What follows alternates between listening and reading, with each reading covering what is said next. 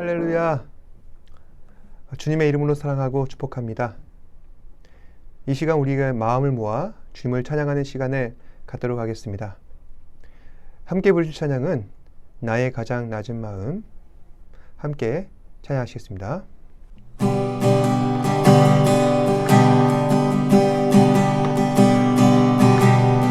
나의 가장 낮은 마음 주님께서 기뻐하시고 작은 일에 큰 기쁨을 느끼게 하시는도다. 내가 지쳐 노력할 때 주님께 힘이 되시고 아름다운 하늘나라 내 맘에 주시는도다. 우리에게 축복하신 하나님 사랑 낮은 나를 높여주시고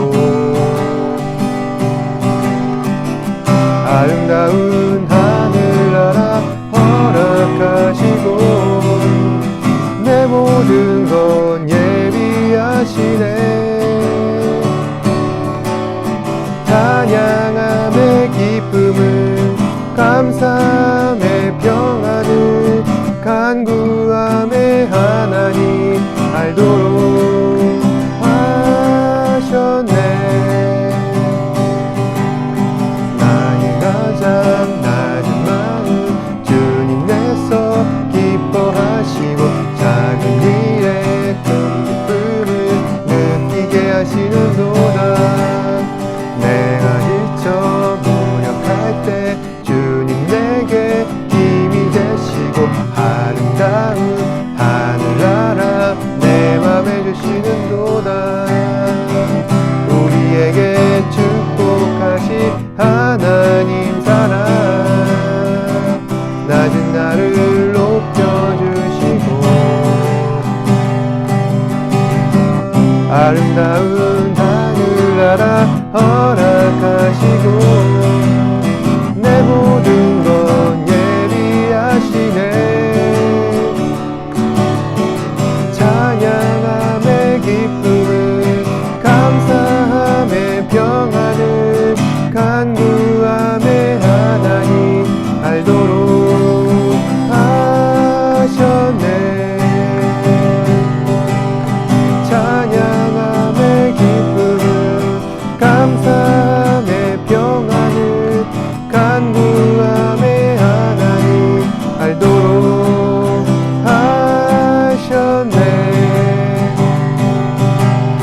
찬양함의 기쁨을 감사함의 평안을 간구함의 하나님 알도록 하셨네.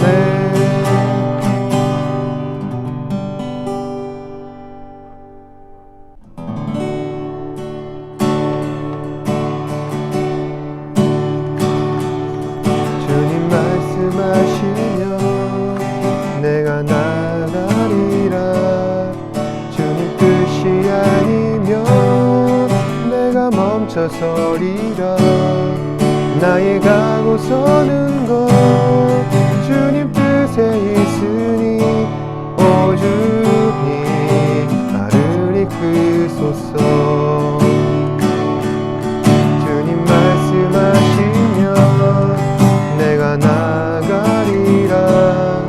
주님 뜻이 아니면 내가 멈춰서리라.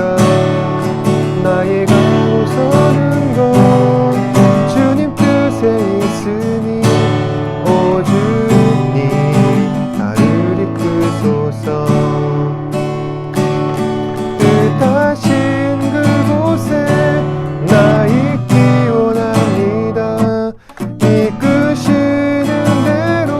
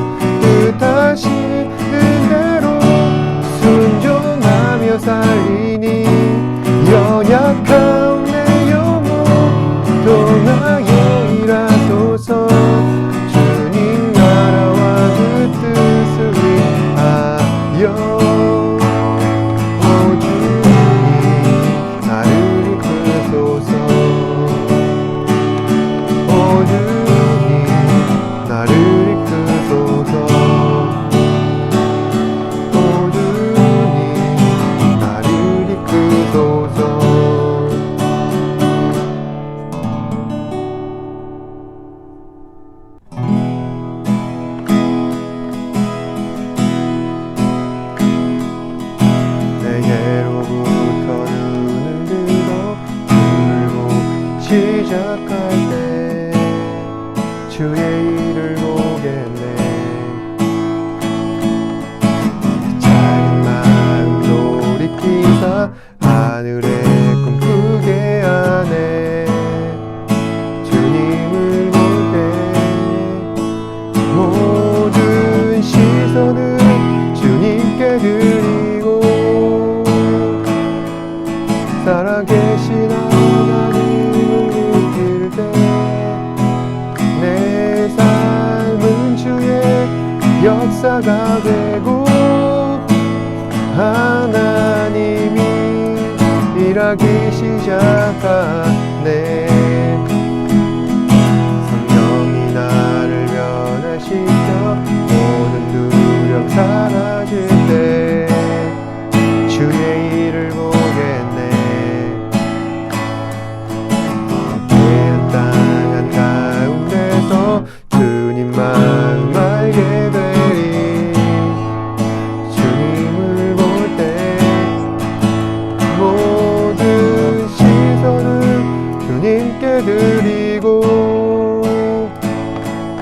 전능하신 하나님을 느낄 때 세상은 주의 나라가 되고 하나님이 일하기 시작하네.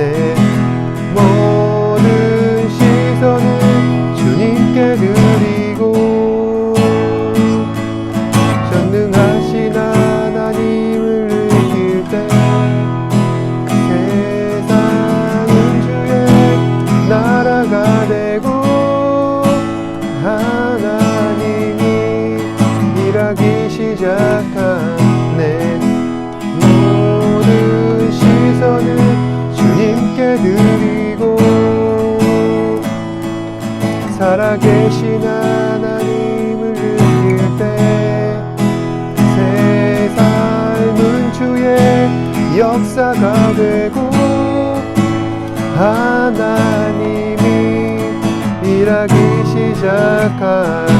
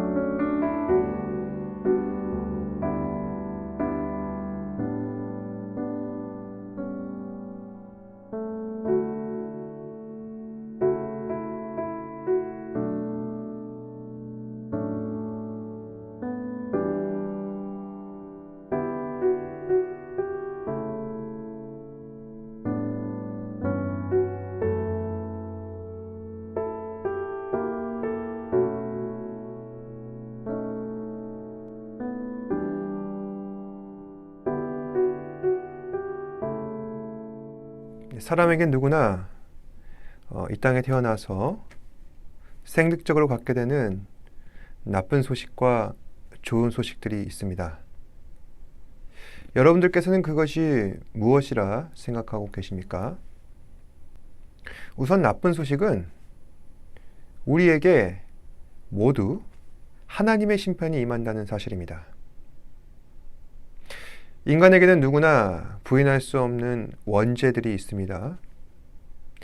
아담의 원죄가 인간에게 유전되어서 우리는 모두 다 어느 누구 하나 할 것 없이 죄로 인해 부패한 마음으로 살게 되었고 그로 인해서 우리는 늘 죄와 유혹에 시달리게 됩니다. 그리고 그 죄의 결과로 사람은 누구나 다 죽게 됩니다. 단순히 육신적인 죽음뿐만 아니라 그 영혼까지도 영원히 죽게 되는 것입니다. 바로 이것이 인간을 향한 하나님의 심판인 것이며 바로 이것이 우리 모두에게 임한 나쁜 소식입니다. 그렇다면 과연 좋은 소식은 무엇일까요? 좋은 소식이란 이처럼 죄로 인해 죽을 수밖에 없는 인간이 하나님의 특별하신 은혜를 힘입어서 구원받게 되었다는 사실입니다. 즉 하나님의 구원이 우리에게 좋은 소식입니다. 하나님께서는 우리 안에 있는 죄로 인해 영원한 죽음이라는 심판을 내리려 하셨습니다. 하지만 하나님의 끝없는 사랑이 죽음이라는 형벌을 가로막았습니다. 그 하나님의 사랑이 바로 이 땅 가운데 오셔서 우리를 위하여 십자가에 달리신 예수 그리스도이십니다. 그리고 우리는 예수 그리스도의 죽음으로 인하여서 죄에서 구원받게 되었습니다. 그리고 영원한 생명의 약속까지도 받게 되었습니다. 바로 이것이 하나님께서 우리에게 나타내신 구원인 것이며 바로 이것이 우리에게 임한 좋은 소식인 것입니다. 그리고 우리는 그리스도께서 우리에게 오셔서 우리를 대신해 죄값을 지불하셨다는 이 사실을 복음이라 부르고 있습니다. 그래서 복음이란 말 그대로 세상에서 가장 복된 소식이라 할 수 있습니다. 그리고 그 복음을 듣는 사람은 세상에서 가장 복된 사람입니다. 그렇다면은 오늘날 우리가 살아가고 있는 지금 이 세상 가운데 얼마나 많은 사람들이 복음을 들었을까요? 일단 물리적으로는 모두 다 복음을 들은 것 같습니다. 세상에서 가장 많이 팔린 베스트셀러는 성경책이고 세상에서 가장 큰 영향력을 행사하는 종교는 기독교입니다.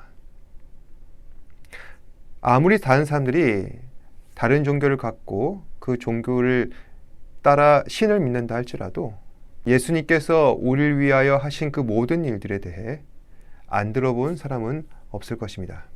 누구나 한 번쯤은 예수 그리스도를 들어봤습니다. 하지만 그렇게 많은 사람들이 다 복음을 들어왔지만 예수 믿고 회개한 사람들, 즉 회심한 사람은 그렇게 많지 않습니다. 아니, 오히려 점점 줄어들고 있습니다. 참으로 이상한 이야기가 아닐 수 없습니다. 복음이 정말로 세상에서 가장 복된 소식이라고 한다면은 누구나 다 복음을 듣고 예수 믿고 회개하여서 구원받아야 할 것 아닙니까? 그런데 복음을 듣고 예수 믿는 사람들이 늘어가기는커녕 점점 줄어들고 있습니다. 왜 자꾸만 이런 일들이 일어나는가? 그것은 사람들의 마음이 악해서 그럽니다. 제가 드리는 이 말씀은 사람들의 심성이 착하지 못하다거나 남한테 친절하지 못하다 그런 얘기가 아니라 사람들이 복음을 들으면은 그것을 순수하게 들어서 변화받는 것이 아니라 복음을 들은 즉시 내 생각과 내 주장으로 판단해 버린다는 것입니다. 그래서 자신의 지식과 경험으로 그 복음을 필터링 해가지고 하나님의 구원을 판단합니다. 바로 그것이 하나님 보시기에 악하다는 것입니다. 그렇다면 이처럼 복음을 들어도 자신이 마음대로 해석해버리고 자기 생각을 따라 판단해버리는 이 세상 가운데에서 과연 우리는 어떻게 해야 할까요? 어떻게 해야 많은 사람들이 복음을 듣고 예수 믿고 구원받을 수 있게 될까요? 가장 먼저 중요한 것은 내가 복음 듣고 변화받는 것입니다. 그리고 구원의 확신을 가져야 합니다. 내가 먼저 하나님의 뜻 안에서 결코 흔들리지 않아야 다른 사람들에게도 자신 있게 복음 전할 수가 있게 됩니다. 그래서 오늘 함께 읽으신 로마서는 바로 그런 책입니다. 로마서는 사도 바울이 썼는데 사도 바울은 신약시대에서 아주 유명한 사람입니다. 그리고 그 사람이 했던 일은 복음 전하는 일이었습니다. 그리고 사도 바울은 복음을 전하기 위해 이 로마서를 썼습니다. 그런데 이 로마서를 누구에게 전하기 위하여서, 복음을 전하기 위하여서 이 책을 썼는가? 당시 사도 바울이 로마에 죄수로 감금되어 붙잡혀 있었을 때 로마에 있는 교회 신도들은 이 바울의 소식을 듣고서 마음이 흔들렸습니다. 사도 바울도 그 소식을 듣고서 그들이 마음이 흔들리지 않도록 진정시키고 그들에게 안부를 전하며 다시 너희는 복음 안에서 너희의 흩어진 마음을 회복시켜야 한다. 그런 취지에서 이 로마서를 쓴 것입니다. 다시 말해서 사도 바울이 로마서를 쓰게 된 1차적 목적은 안 믿는 사람들에게 쓴 것이 아니라 이미 예수 믿고 구원받아 교회 안에서 함께 예배드리고 있는 믿음의 동지들을 위해서 쓴 책이라 할 수 있습니다. 그래서 사도 바울은 1절에 이렇게 시작합니다. 예수 그리스도의 종 바울은 사도로 부르심 받아 하나님의 복음을 위하여 택정함을 입었으니. 다시 말해서 지금 사도 바울은 자신을 예수 그리스도의 종이라 부르고 있습니다. 여러분, 종이라는 것은 돈 주고 누군가에게 사서 마치 내 물건처럼 부리는 소유물입니다. 노예에게는 인격이 없습니다. 주는 대로 먹고 입히는 대로 입고 다니면 됩니다. 그래서 종은 사람이 아닙니다. 가축입니다. 그 당시 로마 안에서 다른 사람들은 다 그렇게 생각했습니다. 그러니 사도 바울이 자기 자신을 예수 그리스도의 종이라 소개했을 때 많은 사람들이 이 이야기를 듣고 충격받았을 것입니다. 하지만 사도 바울에게 있어서 자신은 예수 그리스도의 종으로 충분했던 것이죠. 그것은 예수님께서 나를 인격적으로 무시하신다거나 나를 소유물로 부리신다는 것이 아니라 나를 하나님의 거룩한 일을 위하여서 귀하게 써주시기 때문에 나는 그것으로 감사하다. 나는 종으로 살아도 감사하다는 것을 이 사도 바울은 표현하고 있는 것입니다.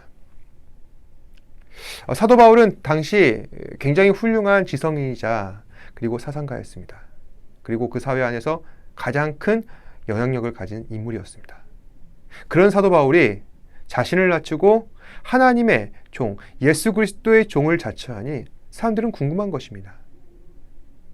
과연 저 바울이 그토록 추앙하고 있는 예수란 과연 누구란 말인가? 그래서 실제로 그 당시 이 사도 바울의 로마서를 회로함하고 그리고 예수가 누구인지 너무 궁금해서 교회를 찾아온 사람도 있었다고 합니다.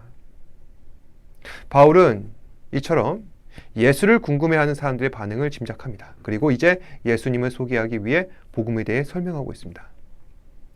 2절에서 4절까지 이 말씀은 예수님은 누구신가? 이것을 몇 가지 대목을 나누어 설명하고 있는데 우선 첫 번째, 예수님은 성경에 미리 약속되신 분이십니다. 그러니까 구약 성경에 예언된 메시아가 바로 예수 그리스도라는 것입니다.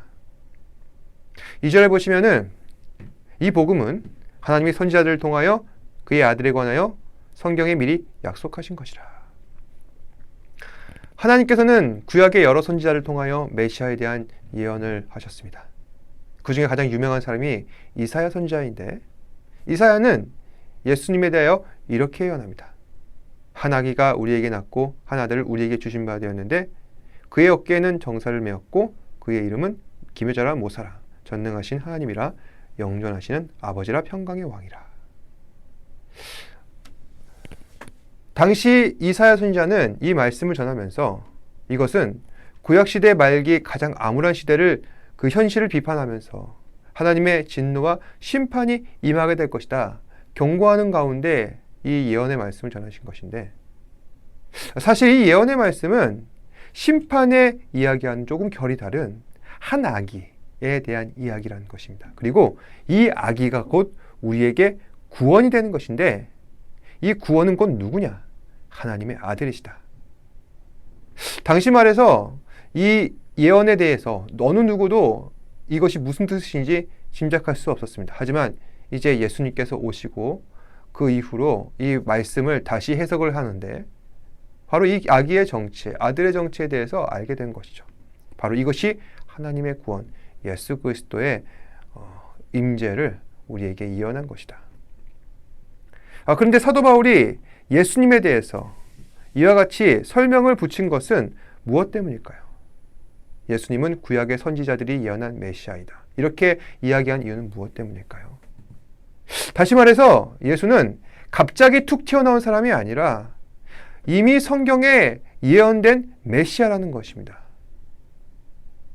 그러니 당연히 우리는 예수님을 믿어야 하는 것이죠. 하나님께서 오래도록 약속하신 구원을 성취하실 그분이 곧 예수님이시다. 예수님은 하나님의 구원이시다. 두 번째로 예수님은 인간의 몸을 입고 이 땅에 오셨습니다. 3절에 보시면 그의 아들에 관하여 말하면 육신으로는 다윗의 혈통에서 나셨고, 신약 성경에서 보시면 예수님의 공생의 사역을 기록한 책들이 있습니다. 이것을 사복음서라고 하는데, 그 중에서 마태복음과 누가복음에 보시면은 예수님의 출신이 어떻게 되는지 왕의 족보를 기록한 책들이 나옵니다. 그 중에서 마태복음 1장 1절을 잠깐 보시겠는데, 아브라함과 다윗의 자손 예수 그리스도의 계보라. 다시 말해서 예수님은 다윗의 자손이라는 것입니다. 이것이 우리에게 의미하는 바는 무엇일까요? 예수님은 하나님의 아들이시지만 다윗의 자손이라는 인간의 몸을 입으셨다는 것입니다. 하나님의 아들이 인간의 몸을 입으셨다. 이것을 신학적인 용어로 성육신이라고 하는데, 왜 하나님의 아들이 인간의 몸을 입으셨는가? 그 이유가 중요한 것이죠. 하나님께서 예수님에게 이처럼 인간의 육신을 입히신 이유는 우리의 모든 죄를 인간의 몸을 입으신 예수님에게 전가하셔서 우리를 대신하여 예수님께 심판하시기 위해서입니다. 그래서 예수님은 다윗의 혈통에서 나셔야만 했습니다. 다음, 예수님께서 다윗의 혈통에서 나셨다는 말의 의미는 예수님은 단순한 인간이 아니라 왕으로서 우리를 통치하기 위해 이 땅에 오신다는 것을 의미합니다. 다윗은 다들 알다시피 이스라엘의 왕이었죠. 그리고 하나님께서는 이 다윗을 위하여 그에게 그의 왕위를 견고하게 하시겠다. 영원토록 그 왕위를 견고하게 하시겠다. 약속하였습니다.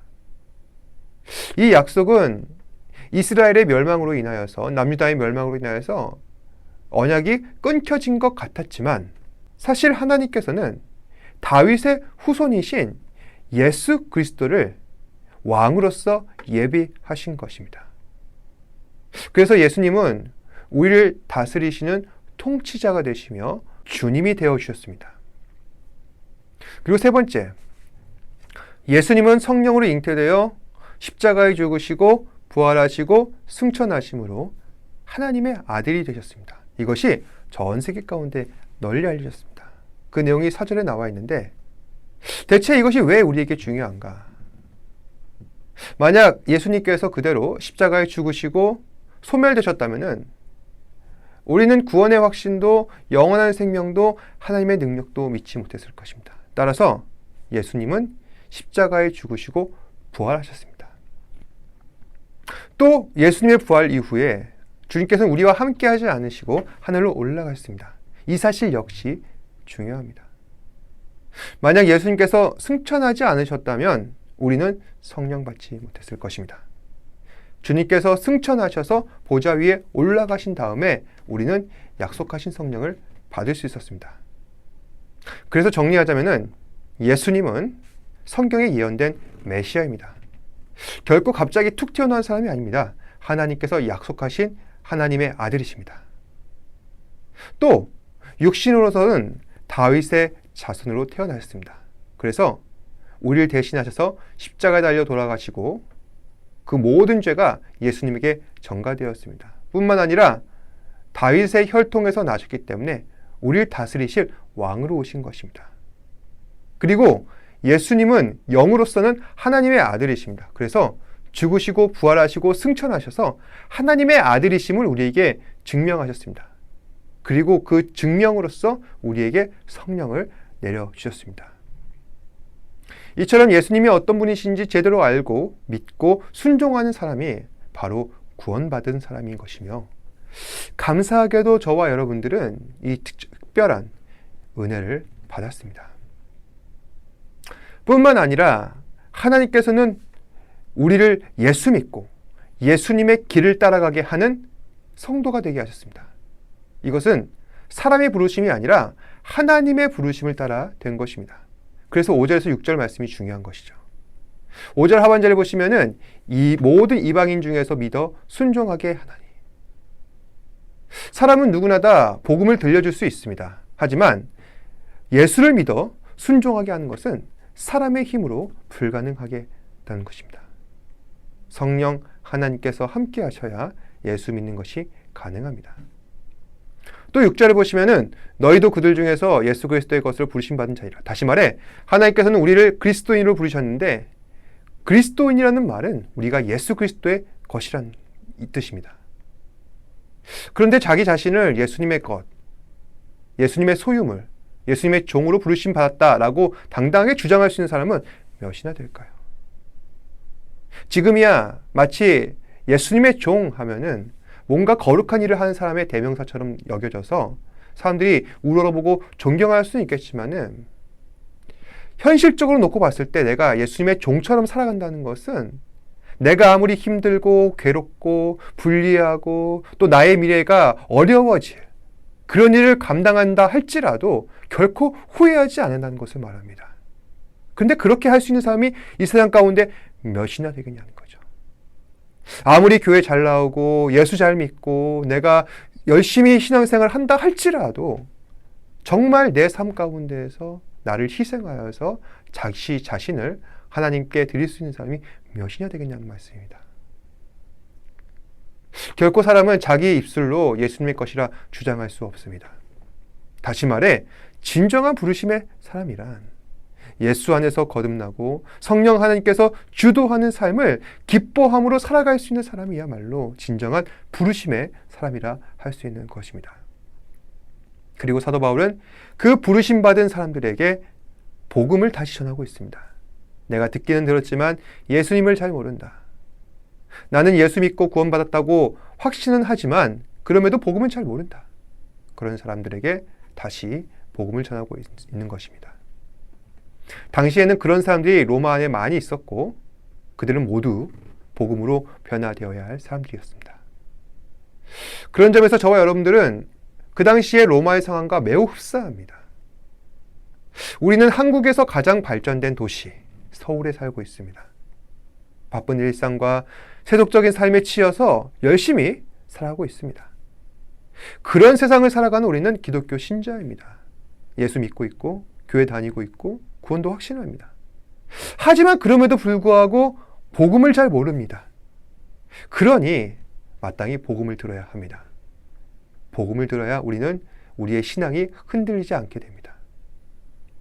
또 한 가지 우리가 복음을 들어야 하는 이유, 우리 안에 식어버린 신앙의 열정이 다시 회복하기 위해서는 반드시 복음을 다시 들어야 할 필요가 있습니다. 여러분, 신앙의 열정이란 과연 무엇입니까?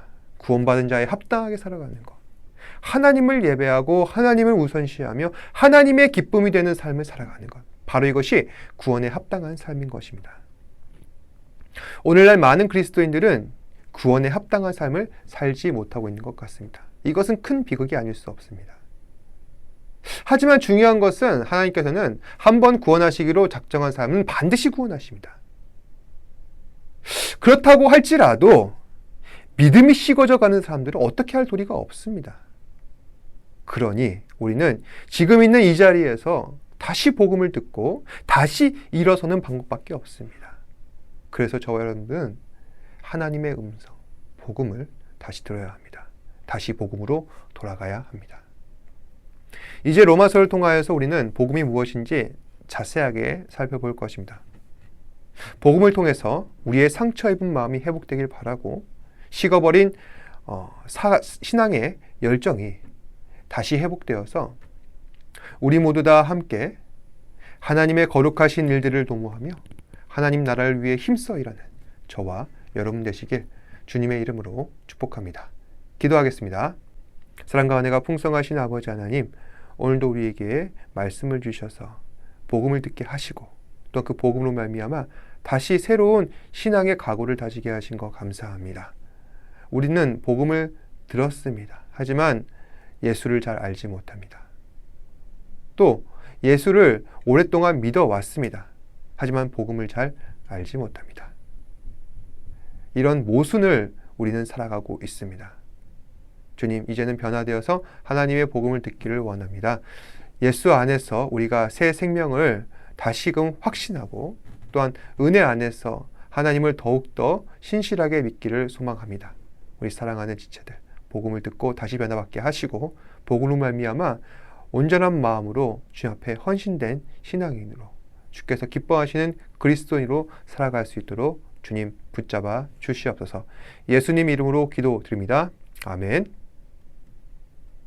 하늘에 계신 우리 아버지여, 이름이 거룩히 여김을 받으시오며 나라가 임하시오며 뜻이 하늘에서 이루어진 것 같이 땅에서도 이루어지이다. 오늘 우리에게 일용할 양식을 주시옵고 우리가 우리에게 죄 지은 자를 사하여 준 것 같이 우리 죄를 사하여 주시옵고 우리를 시험에 들게 하지 마시옵고 다만 악에서 구하시옵소서. 나라와 권세와 영광이 아버지께 영원히 있사옵나이다. 아멘. 힘을 내요 당신의